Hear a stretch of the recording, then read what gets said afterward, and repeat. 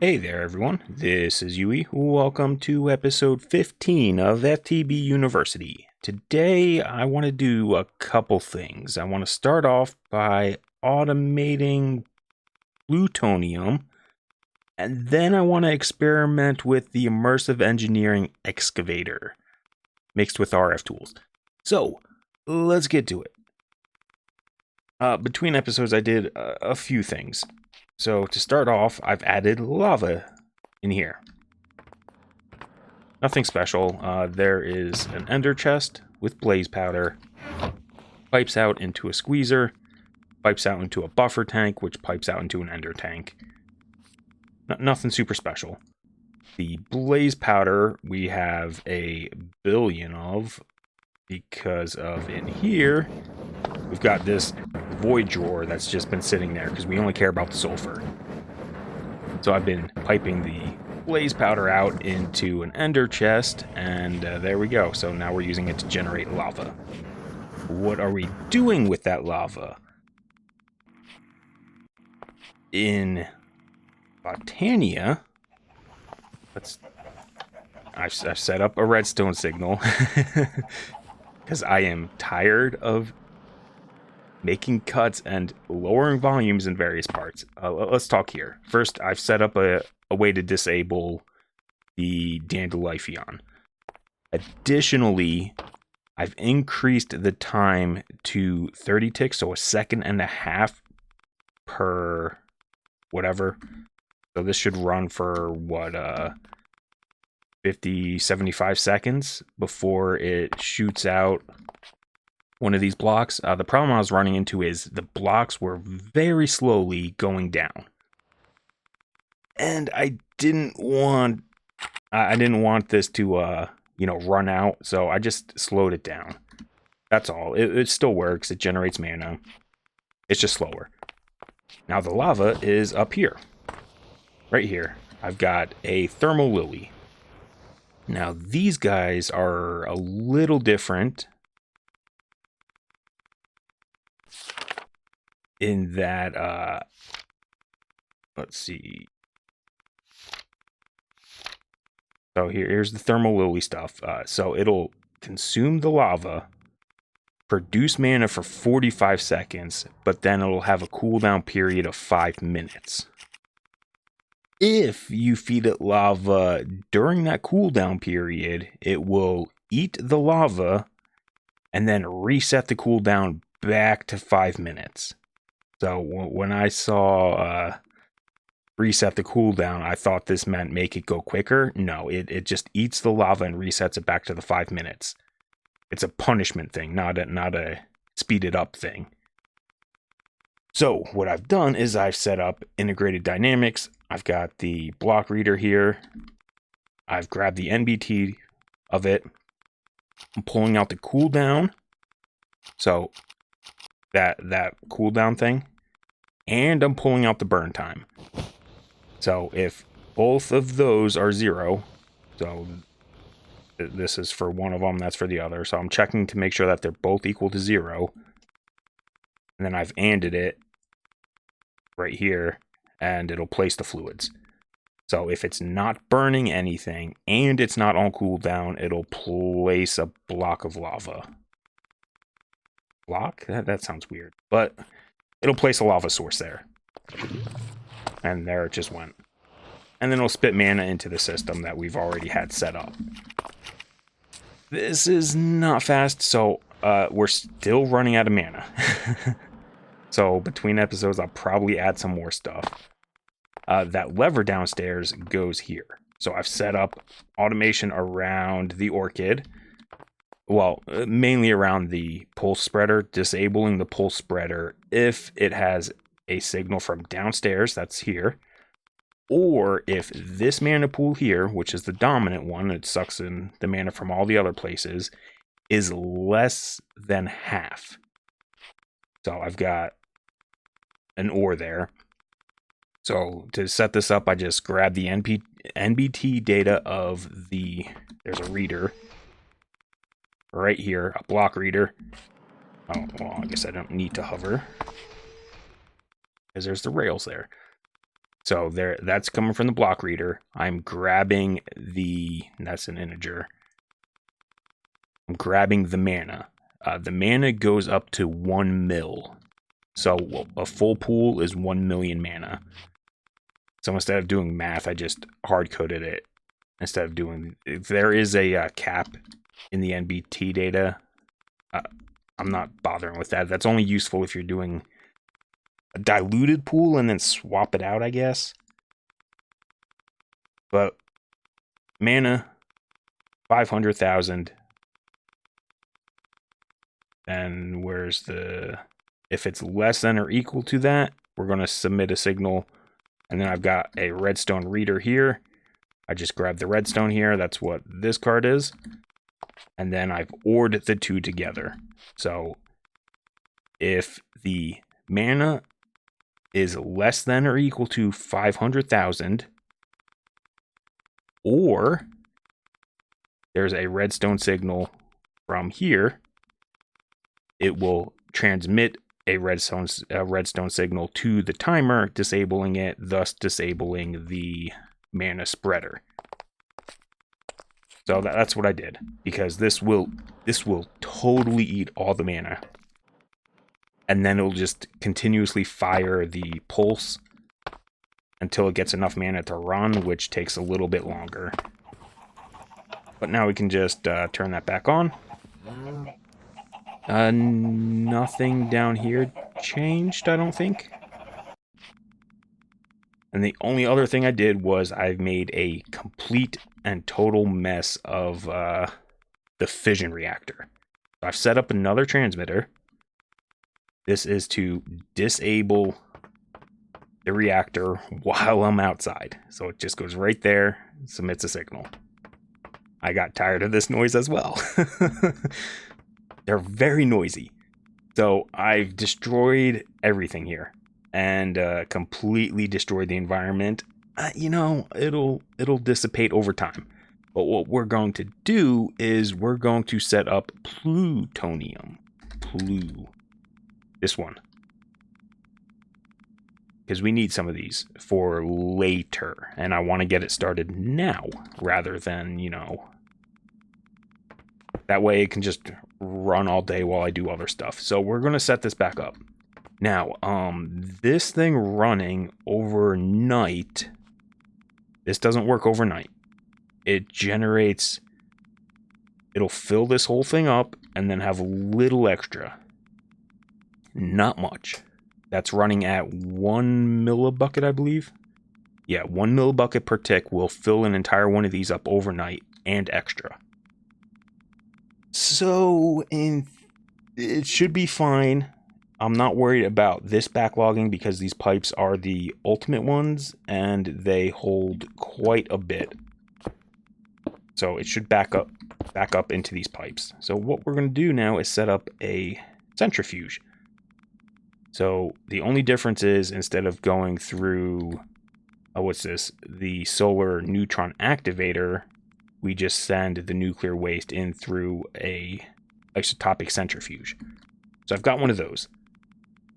So we have both of them. Now what I can do is if I need one more than the other, because based off of how it acted above, it's going to favor the centrifuge because it always pushed to the furthest inventory for some reason, which isn't necessarily bad. But what I can do is come in here and just say gases.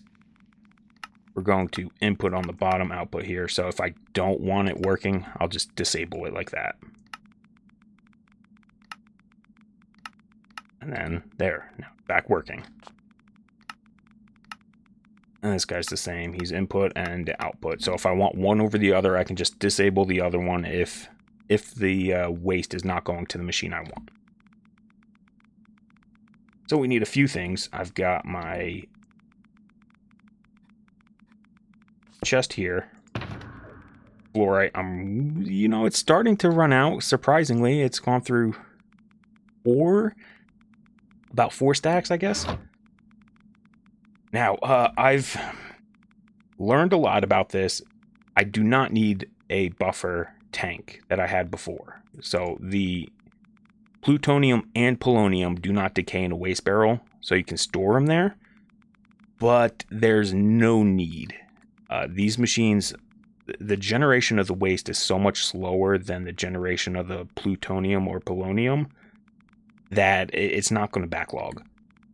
I have no idea how to move these machines without destroying them and setting off a massive radiation. As you can see in the bottom right, barely right there, you can see it's up to, it's gone down a lot. It was up to like 200 or 300.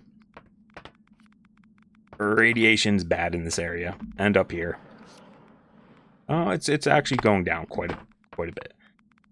You cannot use the, was it a gauge? A gauge dropper.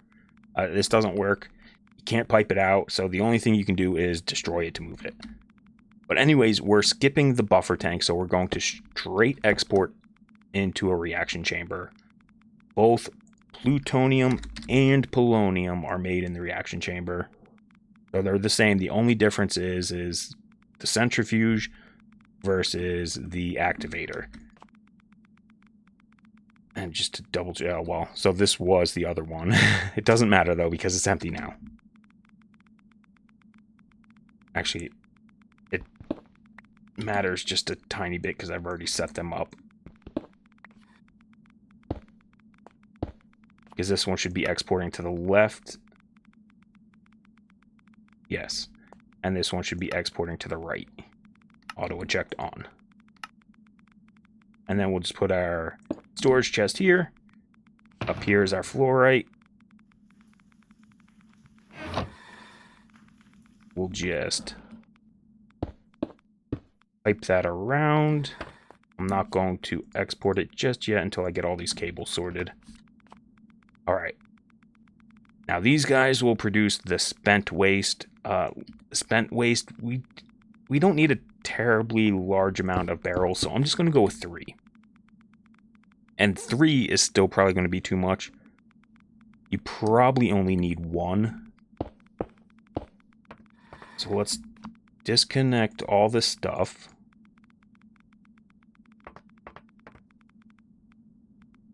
Okay, and then you're going to export. Gases should be configured to output to the bottom. Auto eject on, does it matter?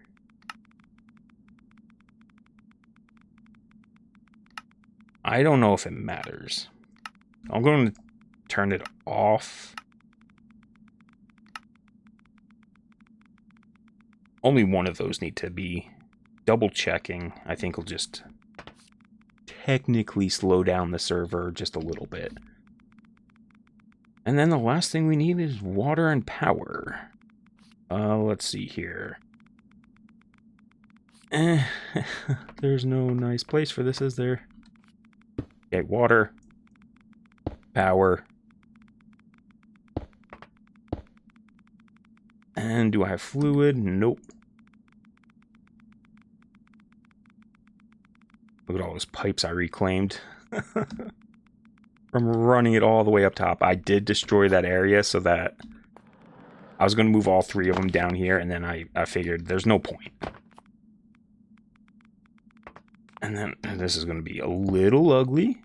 We're going to just swoop around the side here.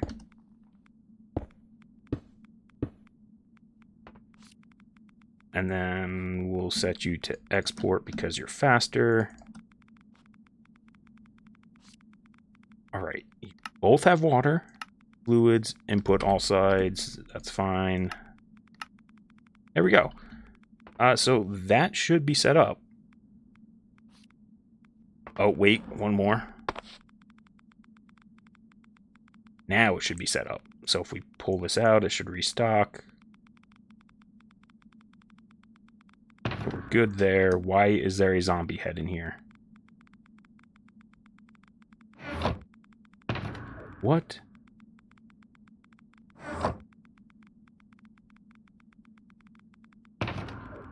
Where did that come from? That's weird. Whatever. I don't know. Oh, no, I don't have a clue. Unless it was in here. And I put them together at some point. I don't know. Don't know. But let's see. So you have input there, input here. So the only concern is going to be which one. You don't have power.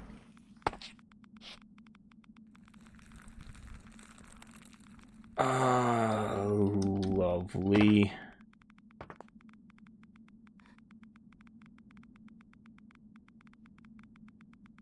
Well, it's it's not the prettiest, but it's nice and compact, kind of. At this point, it might be almost, no, I don't know, moving the stuff with integrated dynamics, but there's no point. A multi-cable would be great. Yeah, you've got power. Output to the right. No, wait, that's items. Gases, output to the front, input from the bottom. I think we're good.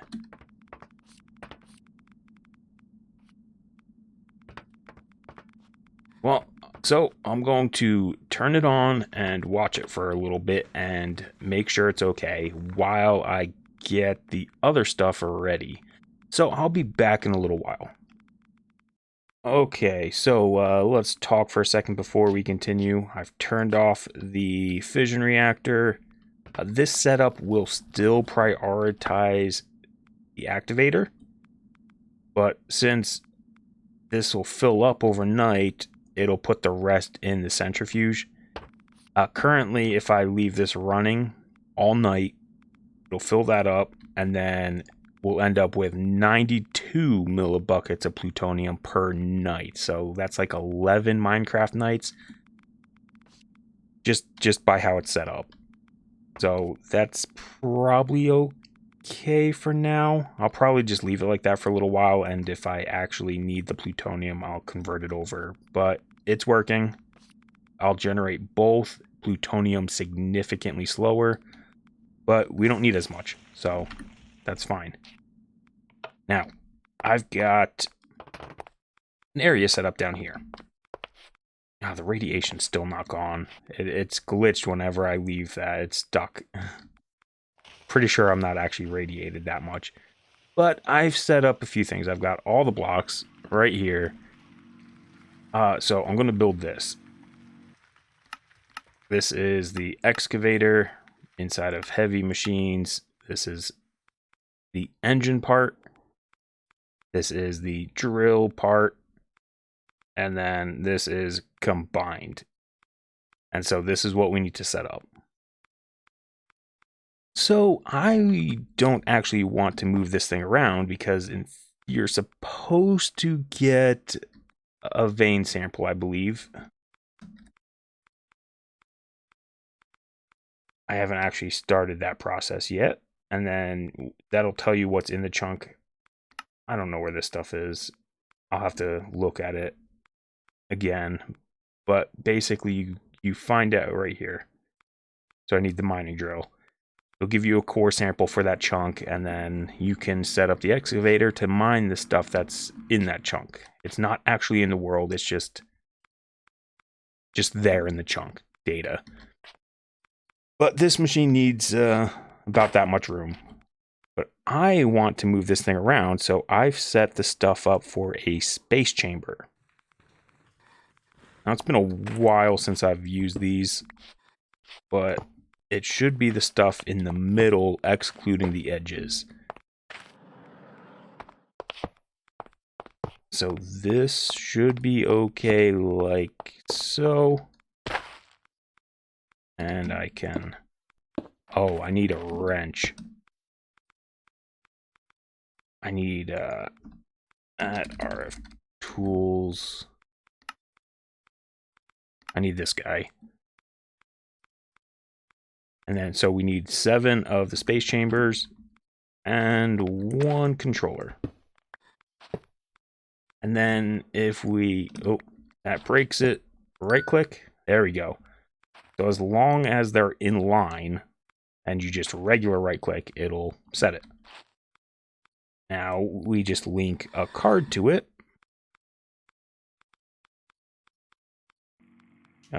Channel 2, okay.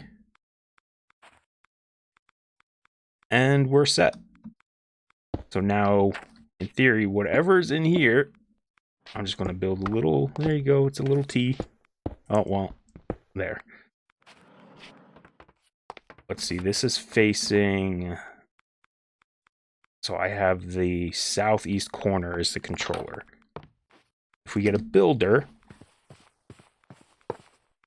it's already got power because I've powered it, but you're going to need power for this. Thought I heard a zombie. I'm going crazy.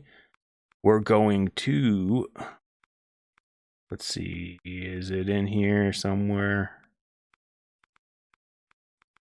Oh, not copy, not move. We're going to swap. I want to swap the areas. Let's get a lever. And this is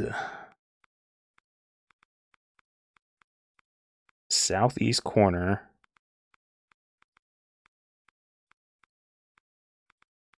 Should be good. Okay, nope, wrong one. Oh, let's put you back. I want it to go this way. So I guess we'll go back that way.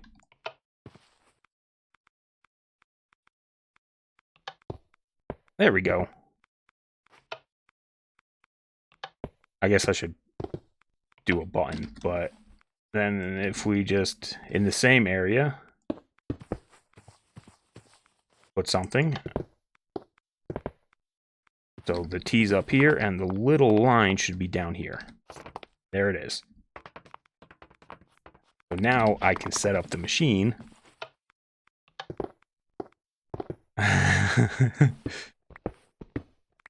Oh, dog's going off. Well, anyways, I could set off the machine in one little area and transport it around with the builder. So I'm going to go set up the machine. Okay, I have done a few things. I've set this up. I've built it. I've created a backup of my world just in case. So I am not sure how well formed machines will swap with the builder. But that's what it looks like. Now, we've got the machine. The next step is to find what we're looking for. In my case, I want more uranium. Now, if you open up your book, you can go in here and just type minerals, mineral deposits. So this is what we're looking for, are minerals. There's two ways to find them. You can survey for them, and that'll tell you roughly if you're close and give you direction and, you know, tell you what it is.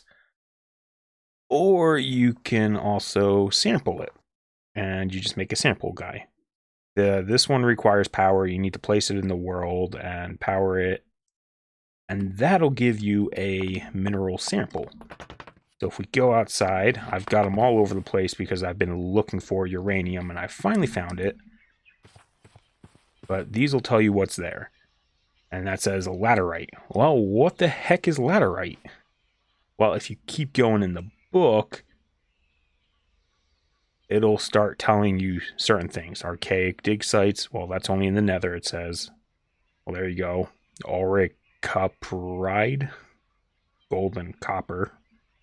Beryl. You know, so it's all these things. And there's the laterite, which is bauxite and iron. And so those are all the weird names. What we're looking for is this one, uranianite. Uranianite. Yeah, sure, good enough. And after surveying all these areas and some over there and some behind the base, I just started using the survey tool, and I found some right here. This was the last place I checked. But the survey tool, you don't hold it up, you point it towards the ground, hold right click, just keep holding it, and it'll tell you.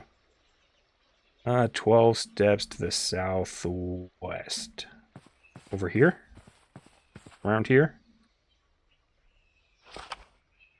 4 steps to the northwest. Northwest. 1, 2, 3, 4. So right about here.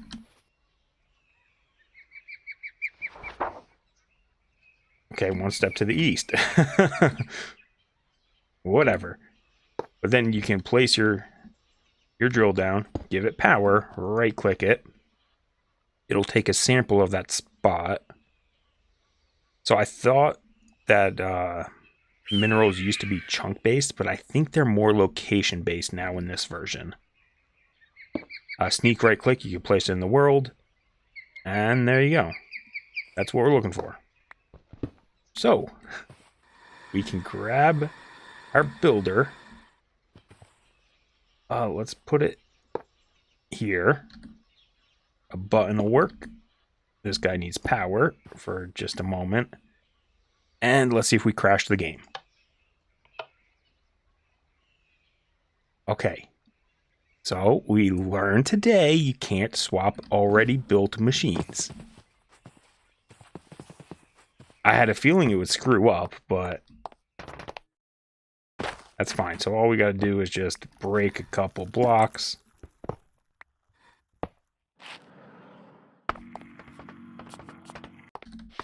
Well, that's good to know that it just fails instead of trashes it entirely. Well, there we go. That's close. Now we can build it. This guy needs power now instead.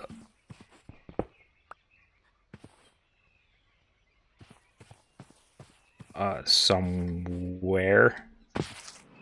I think the book says it. Let's go check. Oh, there was a motorcycle down the road. Excavator. Energy input is on its side. I guess this side.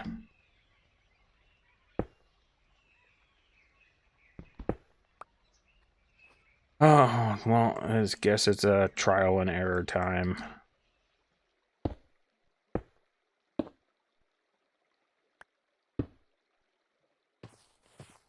It's definitely not there. Where'd that other block place? Maybe here?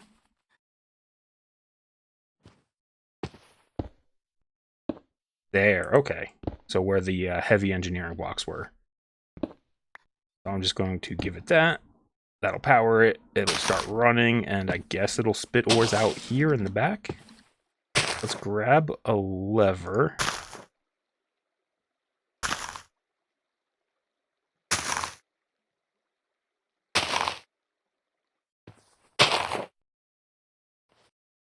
What are you doing? There. You happy? Oh, is it just gonna spit out grass? Oh, there's some uranium.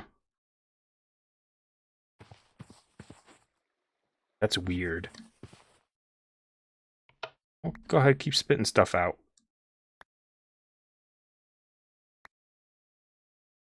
Well, anyways, we'll just drop this on the back here, and it should throw in here instead. And now we've got, you know, well, let's see, where are we? We're in a couple chunks, it looks. Let's just chunk load those. And I'll have to check this for grass, I guess. I don't know why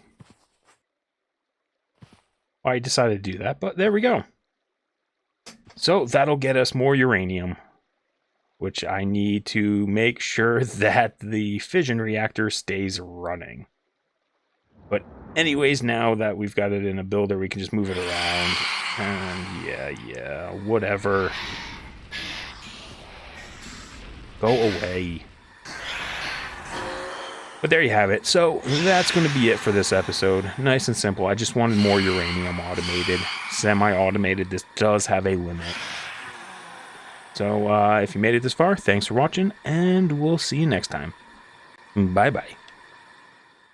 Real quick, I noticed that it shows you what it's dropping off, and it just pulls it up in an actual bucket and throws it in there. So I think that's pretty cool. Anyways, bye-bye.